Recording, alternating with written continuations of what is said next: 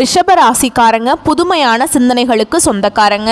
பூ போல மனசு, கோபத்தை மறைச்சிட்டு சிரிப்பை மட்டும் காட்டக்கூடியவங்க. எடுத்த காரியத்தை எப்படியாவது முடிச்சிடணும் அப்படிங்கிறதுக்காக கஷ்டப்பட்டு போராடக்கூடியவங்க. நல்லது கெட்டதை முழுசா தெரிஞ்சவங்க. சுக்கிர பகவானை ராசி அதிபதியாக கொண்டவங்க. கார்த்திகை 2ஆம் பாதம் 3ஆம் பாதம் 4ஆம் பாதம், ரோஹிணி மிருகசீரிஷ நட்சத்திரம் 1ஆம் பாதம் 2ஆம் பாதம் நட்சத்திரக்காரங்க. ரொம்ப ரொம்ப புத்திசாலிக்காரங்க. எல்லா இடங்கள்லையும் நேர்மையையும் உண்மையை மட்டுமே நம்பக்கூடியவங்க.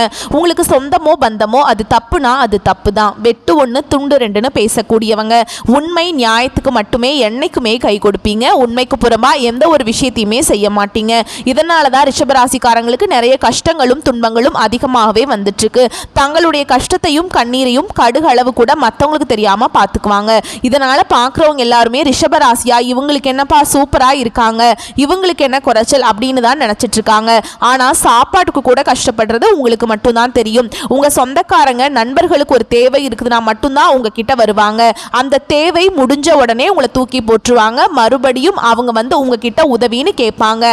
அவங்க உங்களுக்கு முன்னாடி பண்ண துரோகத்தை எல்லாமே மறந்துட்டு மீண்டும் அவங்களுக்காக உதவி செஞ்சு ஏமாறக்கூடியவங்க தான் ரிஷபராசிக்காரங்க. வாழ்க்கையில எப்படியாவது முன்னேறணும் அப்படிங்கிறதுக்காக தினம் தினம் கஷ்டப்பட்டு உழைக்கக்கூடியவங்க நீங்க. ரிஷபராசிக்காரங்க வாழ்க்கையில கடந்த காலகட்டங்களில் ஏதாவது ஒரு பிரச்சனை புதுசா வந்துகிட்டு தான் இருக்கு. நீங்க இரவு நேரத்துல நிம்மதியா தூங்கலான்னு பார்ப்பீங்க. காலையில எந்திரிச்சு பார்த்தீங்கன்னா புதுசா ஒரு பிரச்சனையும் கஷ்டமும் தானாகவே உங்களை தேடி வந்திருக்கும். ஏன் எனக்கு மட்டும் இவ்வளவு கஷ்டம் வருது? என்னோட வாழ்க்கையில நான் யாருக்குமே கெடுதலையோ கஷ்டத்தையோ துன்பத்தையோ கொடுத்ததில்ல, எனக்கு மட்டும் ஏன் இந்த நிலைமை அப்படின்னு தான் நிறைய ரிஷபராசிக்காரங்க சொல்லிட்டு இருக்கீங்க.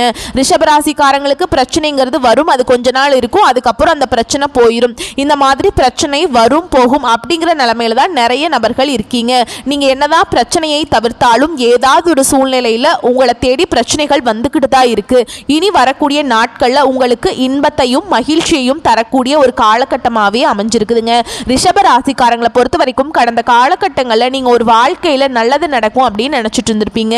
ஆனா உங்களுக்கு அந்த டைம்ல ஏமாற்றம் தான். மிகப்பெரிய கஷ்டமும் துன்பமும் தானாகவே உங்களை தேடி வந்திருக்கும். ரிஷபராசிக்காரங்க சொந்த பந்தத்தை இழந்தாங்க, சொத்துக்களை இழந்தாங்க, தனக்கு நெருக்கமாக இருக்கக்கூடிய உறவுகளையுமே இழந்தாங்க. கடைசியா நான் மட்டும்தான் எல்லாத்தையுமே இழந்துட்டு நிற்கிறதா இருக்குதே, எனக்கு உயிர் வாழவே பிடிக்கலன்னு சொல்லிட்டு இருக்காங்க. இதுக்கு மேலே என்னால் வாழவே முடியல சாமி, தயவு செஞ்சு என்னை உன் கூடயே கூட்டிட்டு போயிரு.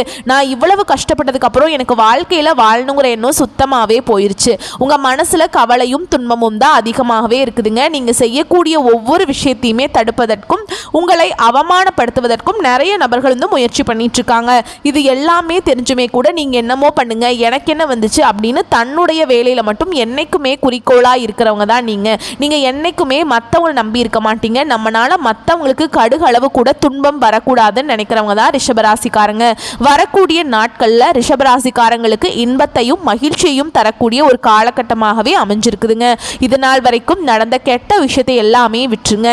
இனி வரக்கூடிய நாட்கள்ல ரிஷபராசிக்கு எப்படிப்பட்ட நன்மைகள் வரப்போகுது அப்படிங்கிறத நம்ம தொடர்ந்து பார்க்க போறோம். இனி வரக்கூடிய ஒரு 6-7 மாதங்களை பொறுத்த வரைக்கும் உங்கள் வாழ்க்கையில் நடக்கக்கூடிய முதல் மாற்றமே கடந்த காலகட்டங்களில் நீங்கள் நிறைய இடத்துல அவமானப்பட்டு அசிங்கப்பட்டிருப்பீங்க. அந்த அவமானத்தில் இருந்து மீண்டு உங்கள் வாழ்க்கையில் வெற்றி பெற போகிறீங்க. ஒரு வீட்டில் ரிஷபராசிக்காரங்க இருந்தாங்க அப்படின்னா அந்த வீட்டுடைய மொத்த கஷ்டத்தையுமே நீங்கள் தான் ஏற்றுக்குவீங்க. இனிமேல் ரிஷபராசிக்காரங்களை எதிர்த்தவங்களுக்கு இனி அழிவு காலம்தான். இனி வரக்கூடிய நாட்களில் இருந்து உங்களுடைய தலைவிதி அப்படிங்கிறது முழுவதுமாகவே மாறப்போகுது. அதாவது பார்த்தீங்கன்னா இந்த 2025 6 மாதம் அப்படிங்கிறது நிறைய கஷ்ட துன்பங்களோடு சந்திச்சுதுங்க. இந்த 6 மாதங்கள் அப்படிங்கிறது முழுவதுமாகவே முடிஞ்சு இப்போ 7வது மாதத்தில் நம்ம அடி எடுத்து வச்சிருக்கோம் அப்படிதானுங்க. இனி வரக்கூடிய ஒரு 6-7 மாதங்கள் அப்படிங்கிறது ரிஷபராசிக்கு எப்படிப்பட்ட மாற்றங்கள் வரப்போகுது அப்படிங்கிறத நம்ம பார்க்க போகிறோம். அதாவது பார்த்தீங்கன்னா கடந்த காலகட்டங்களில் கடன் பிரச்சனைக்குள்ள உள்ளாகி இருப்பீங்க. இனி வரக்கூடிய நாட்களில் நல்ல ஒரு பொருளாதார முன்னேற்றம் இருக்கிறதுனால அனைத்து விதமான கடனையுமே இந்த 2025 முடியறதுக்குள்ளேயே கட்டி முடிக்க போறீங்க. ஏன்னா உங்களுக்கு பார்த்தீங்கன்னா குரு பயிற்சி பார்த்தீங்கன்னா மே 14ஆம் தேதி ஸ்டார்ட் ஆச்சுங்க.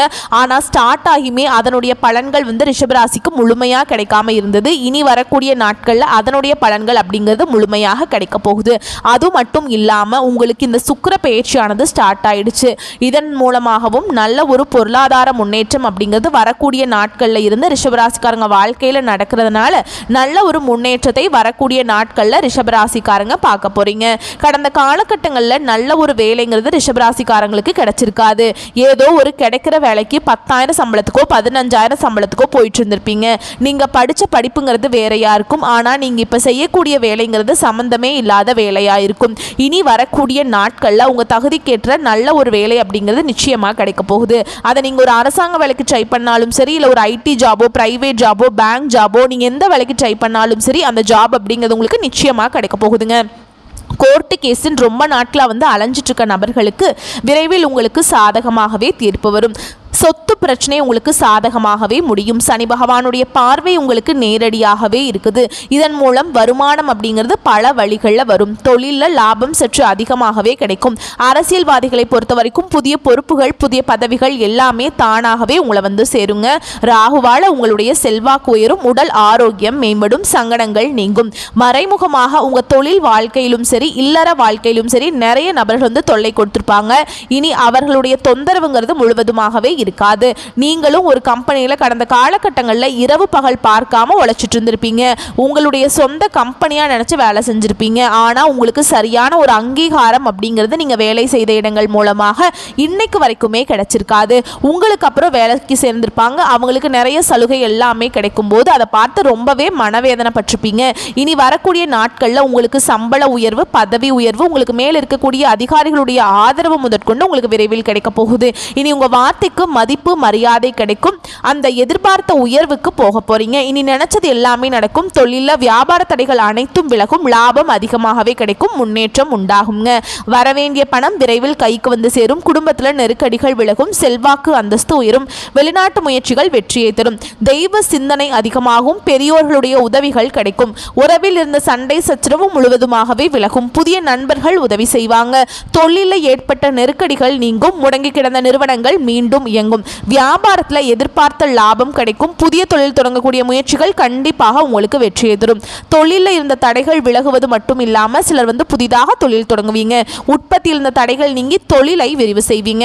வரக்கூடிய நாட்களில் விற்பனை அதிகமாகும். ஏற்றுமதி இறக்குமதி தொழிலில் நல்ல லாபம் கிடைக்கும். நீங்க செய்யக்கூடியது சின்ன தொழிலோ பெரிய தொழிலோ நல்ல ஒரு வளர்ச்சி அப்படிங்கிறது நிச்சயமா உங்களுக்கு ஏற்படும். கடந்த காலகட்டங்களில் ரிஷபராசிக்காரங்க வாழ்க்கையில இந்த திருமண நிலை அப்படிங்கிறது நிறைய பிரச்சனையும் சிக்கலையும் அதிகமாக சந்திச்சிருப்பீங்க. இதில் குறிப்பாக அதிகமாக கஷ்டப்பட்டது யாரு அப்படின்னு பார்த்தீங்கன்னா ஆண்கள் தான். ஏன்னா பெண்களுக்கு ஏதாவது ஒரு வகையில் திருமணம் அப்படிங்கிறது அடைஞ்சிருது. ஆனால் ஆண்கள் தான் வயது 30, 33, 35, 37 வயது வரைக்குமே திருமண நிலையை அடையாமல் கஷ்டப்பட்டுட்டு இருக்கீங்க.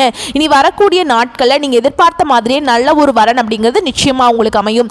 வாழ்க்கை துணையை இழந்த ரிஷபராசி ஆண்களோ பெண்களோ அடுத்து இரண்டாவது திருமணம், அதாவது மறுமணம் பண்ணலாமா வேண்டாமா அப்படிங்கிற ஒரு மிகப்பெரிய குழப்பத்தில் இருப்பீங்க. அப்படி இரண்டாவது திருமணம் பண்ணும்போது சொந்தக்காரன் தப்பாக பேசிடுவாங்களா, இல்லை ஊர்க்காரங்க தப்பாக நினச்சிருவாங்களா, நம்ம கேரக்டர் தப்பாக பேசிடுவாங்க அப்படின்னு நிறைய நபர்கள் இரண்டாவது திருமணத்தை பற்றி யோசிக்காமல் இருக்கீங்க.